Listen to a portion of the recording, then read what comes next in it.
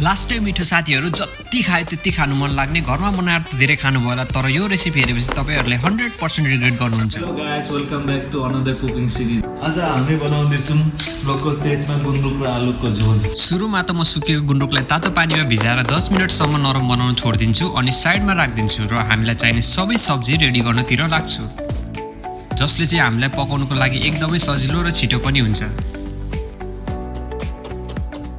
So guys, हामीलाई चाहिने सामानहरु सबै रेडी भइसकेको छ, जसमा चाहिँ तपाईले देख्न सक्नुहुन्छ गुन्द्रुक र सबै भेजिटेबल्स अघि काटेको र उसिनेको आलु सँगसँगै धनिया पनि।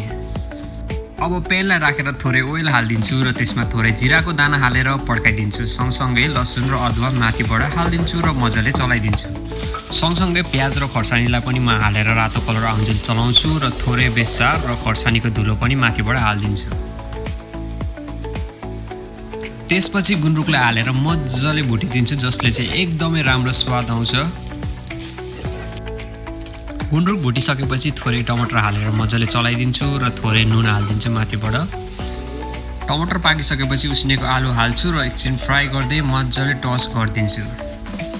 आलु पनि मजाले भुटिसकेपछि म माथिबाट तातो पानी खनाइदिन्छु, जसले चाहिँ गुन्द्रुकमा भएको अमिलोपन र स्वाद निकाल्छ र झोललाई एकदमै बाक्लो र मिठो बनाइदिन्छ। यदि तपाईको गुन्द्रुक अमिलो छैन भने थोरै कागतीको झोल पनि हाल्न सक्नुहुन्छ अमिलोपनको लागि तपाईहरुले। र गुन्द्रुकको झोललाई मजाले उम्लिन दिन्छु र अन्तिममा थोरै धनिया हाल्दिन्छु माथिबाट। अहिलेसम्म च्यानललाई सब्स्क्राइब गर्नुभएको छैन भने एक सब्स्क्राइब गर्न नबिर्सिनु होला।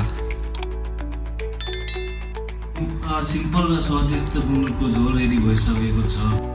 हजुरहरु नि यो रेसिपी ट्राई गर्नुस् र यस्तै नेपाली रेसिपीको लागि हाम्रो च्यानलसँग जोडिनुस् र एक लाइक र सब्स्क्राइब गर्न नबिर्सिनु होला भन्दै see you in the next video. Tata bye by.